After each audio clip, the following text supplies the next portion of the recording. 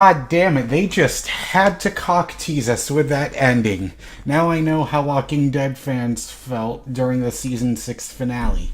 But I have a feeling they're not going to stretch this out until too long because I don't watch The Walking Dead and I don't know what the hell's going on that show anyways to begin with. But anyways, we are here to... I'll get into that later. But I'm here to attempt to recap Season 3, Episode 19, The Once and Future Flash, in 1 minute. So, Iris is making Barry promise to look after Joe if she dies, and Barry just says that's not going to happen, but eventually but then after Barry goes to temporarily stop Killer Frost, he goes into the future in 2024 and Iris is dead, so then they re-team up with Joe. So then Cisco's the only one that notices, but Cisco's hands are missing, and Wally is confined to a wheelchair, staying stuck silently, but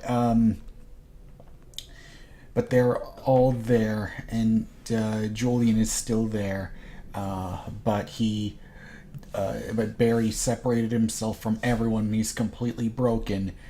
But eventually, Barry goes in to help his future self and get the team back together, and they showed hope that Team Flash is back once again. Ha ha! Oh shit! I got it exactly. Alright, so that's the overall recap, but I want to go into some details here. I really fucking enjoyed this episode. I loved seeing Barry going into the future, like a full depth episode into the future.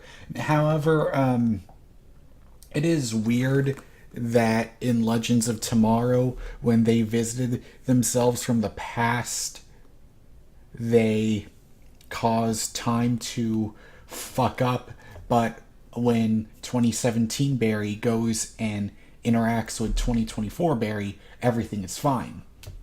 I don't know. I guess time works differently on those two shows. But anyways, I think Cisco was the main MVP here of this episode because he was the guy that kept Hope together, and he was the person that wanted the team to come back. And I really liked seeing this because you could really tell that Cisco was hurt, but he never let go of that hope that one day Team Flash will eventually be back together. I really enjoyed seeing that aspect of it. And I especially like seeing that reaffirmation that Cisco is Barry's best friend after all that bullshit that we went through with Flashpoint, with Cisco turning into Bitchko, where he complained for way too long, and kind of one of my negatives of the crossover is I hated that, he just wouldn't get over Barry causing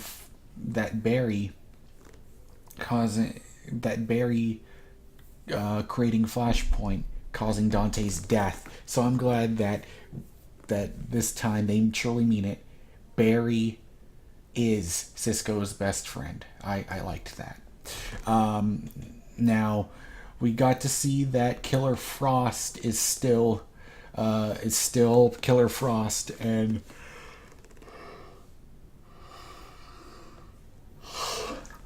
she never turned back.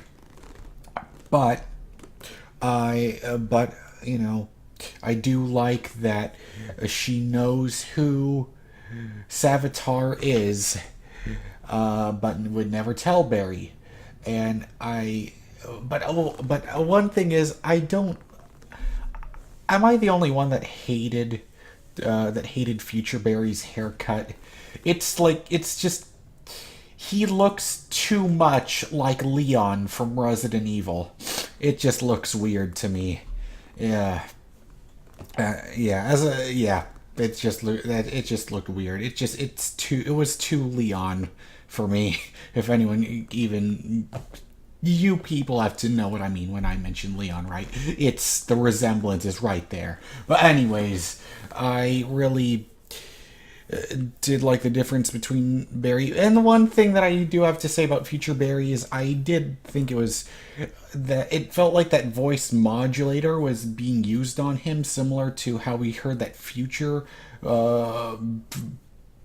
message from Barry that he had to Rip Hunter that we heard in the crossover.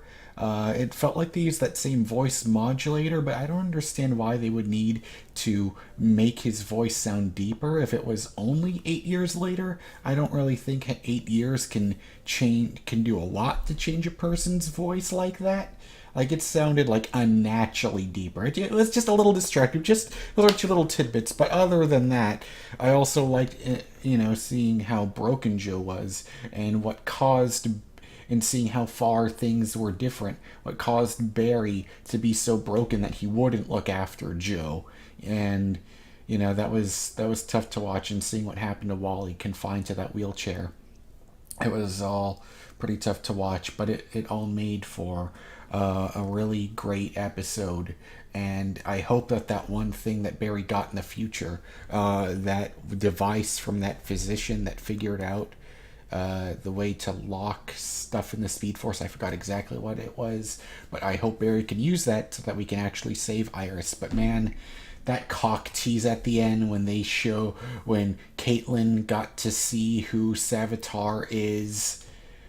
Oh man, I thought they were gonna show it, but this is the first time they pulled a stunt like this where it's like, oh, we could have seen who it was, but now it's like, see, lots of people thought that it was an older Barry, but based on Caitlin's reaction, I'm thinking, I don't know how this could be true, but maybe it might be Ronnie.